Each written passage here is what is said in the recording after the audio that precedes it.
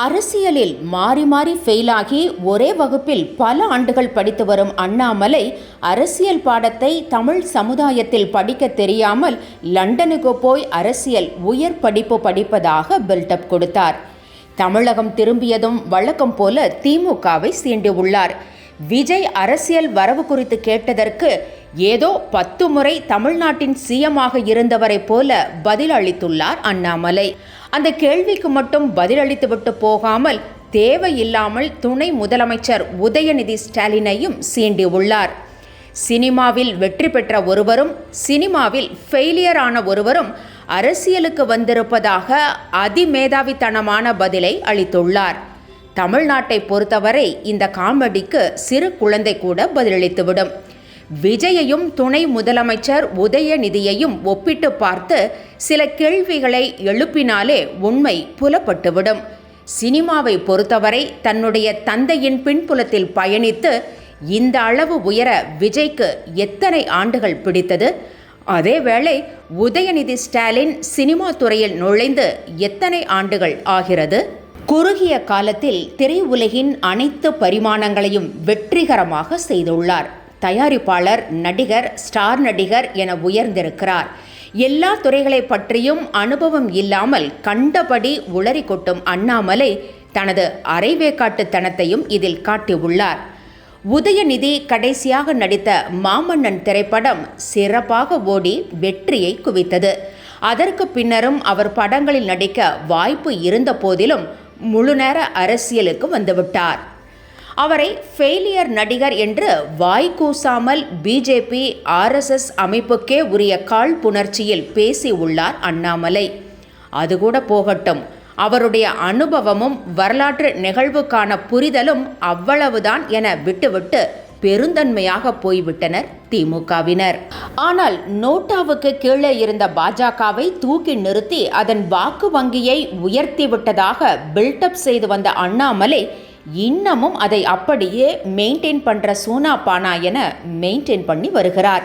ஆனால் போட்டியிட்ட அத்தனை தேர்தலிலும் ஃபெயிலியர் ஆனவர்தான் அண்ணாமலை என்பதை நாடறியும், ஊரறியும், உலகறியும். கடந்த நாடாளுமன்ற தேர்தலில் பாஜக 10 முதல் 20 தொகுதிகள் வரை வெற்றி பெறும் என கதை அவிழ்த்து விடப்பட்டது.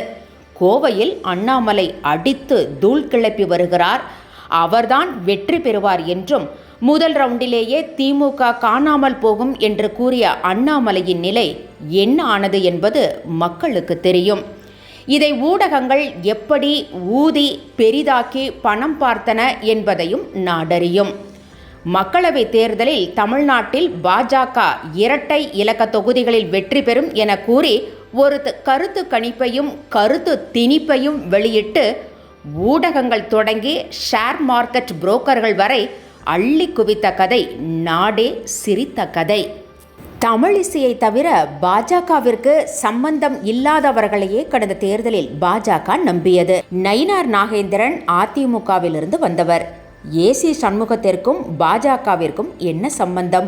இது போன்ற ஆட்களை நிறுத்தியே பாஜக ஓட்டு கேட்க வேண்டிய சூழல்தான் கடந்த மக்களவைத் தேர்தலில் பாஜகவுக்கு இருந்தது.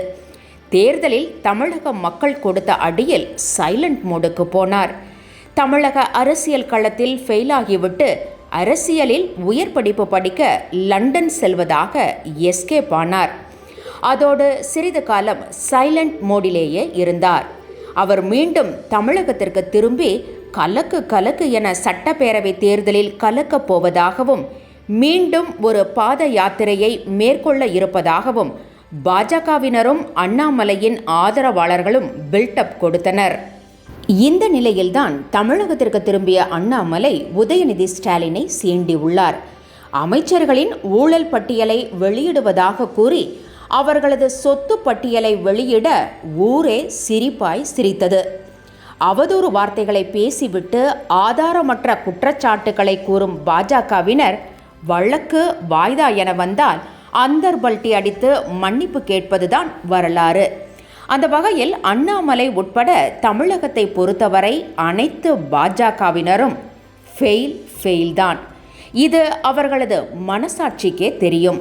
இதை உணர்ந்து தமிழக மக்களின் மனநிலையை, கொள்கை கோட்பாட்டை, சமூக நீதி சிந்தனைகளை பாடமாக படித்து ஜஸ்ட் பாஸாவது ஆக வேண்டும் என நெட்டிசன்கள் கலாய்க்கின்றனர்.